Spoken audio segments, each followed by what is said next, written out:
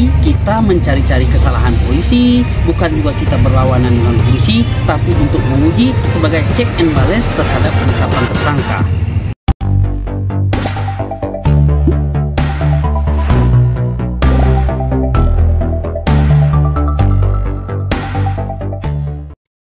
Kegiatan kita pada hari ini adalah agenda kedua sidang pra-peradilan atas nama Ibu Ida Laila binti Akasa terkait sidang pra-peradilan kedua Ida Laila binti Akasa terkait penetapan tersangka terhadap dirinya oleh Dirreskrimum Polda Jambi kini terus berlangsung di Pengadilan Negeri Jambi 23 Agustus 2023.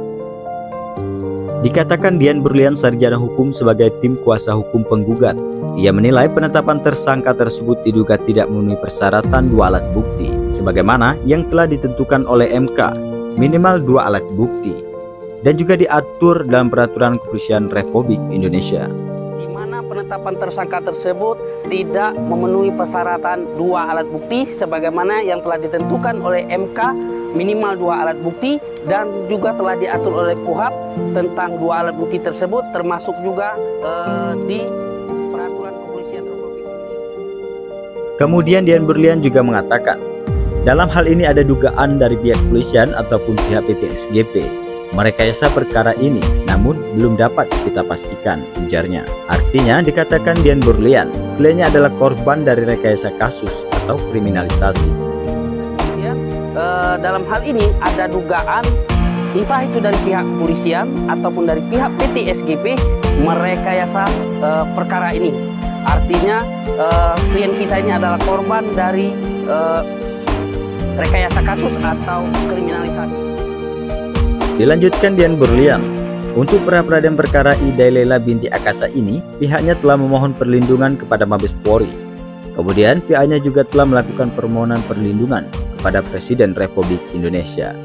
Dalam hal tersebut, permohonan itu sudah ditindaklanjuti oleh Wakil Pas Pampres. Ia telah mengutuskan utusannya untuk menghadap Kapolda. Namun sampai sejauh ini, kita belum mendapatkan sinyal positif dari kegiatan tersebut, ujarnya. Kalau untuk perlindungan hukum sudah ada respon, kata Dian, tetapi belum ada tindak yang lebih lanjut. Dan pihaknya masih menunggu tindak lanjut dari Mabes Polri. Untuk pra-peradilan ini, untuk perkara Ibu Ida Laila binti Akasa ini, kita telah memohon perlindungan kepada Mabes Polri. Kemudian kita juga telah melakukan permohonan perlindungan kepada Presiden Republik Indonesia. Dalam ini telah ditindaklanjuti oleh Watim Pampres. Habib Lutfi telah memutuskan utusannya untuk menghadap Kapolda. Namun sampai sejauh ini kita belum mendapatkan sinyal positif dari kegiatan tersebut. Kalau untuk perlindungan hukum sudah ada respon ya, tapi belum ada tindakan yang lebih lanjut. Kita tunggu tindakan-tindakan berikutnya dari Mabes Polri seperti apa. Pihaknya sebagai kuasa hukum terus berjuang dan berusaha untuk memberikan yang terbaik untuk kliennya. Namun yang menentukan itu hanyalah Yang Maha Kuasa dan yang punya kewenangan, ujarnya. Untuk saat ini kliennya masih ditahan di rutan Polda Jambi selama 40 hari. Karena 20 hari pertama sudah habis, kemudian dilanjuti 20 hari kedua. Dia berharap hakim tetap objektif dalam mengambil keputusan, tetap berlandaskan kepada hukum acara pidana.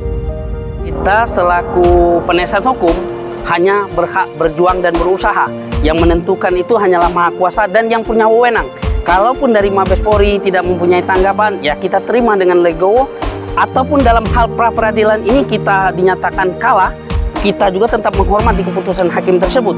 Tapi apabila juga kita menang, kita tetap menghargai pihak kepolisian.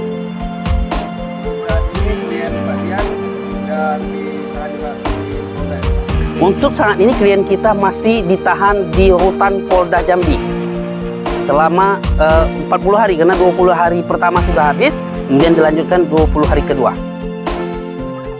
Menurut Dian, kliennya sudah memenangkan perkara perdata dan sudah dilakukan eksekusi, bahkan pihak perusahaan telah membayar ganti rugi.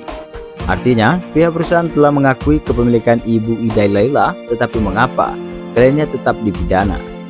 Inilah yang menjadi pertanyaan mereka sebagai tim kuasa hukum. Di manakah kepastian hukum tersebut? kepastian hukum ini kan tidak ada. Klien kita ini kan sudah memenangkan perkara secara perdata dan sudah inkrah, sudah dilaksanakan eksekusi. Bahkan pihak perusahaan telah membayar ganti rugi. Artinya perusahaan telah mengakui kepemilikan Bu Ida, tapi kok mereka tetap dipidana? Nah, ini yang jadi pertanyaan kita. Di manakah kepastian hukum bagi klien kita, Ibu Ida Laila binti Akasa? Diketahui lebih lanjut, perkara pokok pra-peradilan tersebut belum P21, artinya masih tahap penyelidikan di tingkat kepolisian dan belum dilimpahkan kepada kejaksaan, ujar Dian. Usai melaksanakan sidang kedua pra-peradilan tersebut. Nah, tapi kalau perkara pokok yang kita pra-peradilan ini belum P21, artinya masih tahap penyelidikan di tingkat kepolisian dan belum dilimpahkan kepada kejaksaan, masih di tahap penyidikan. Demikian pemirsa yang dapat kami sampaikan. 23 Agustus 2023 dari Kota Jambi, saya Horil Ardian melaporkan.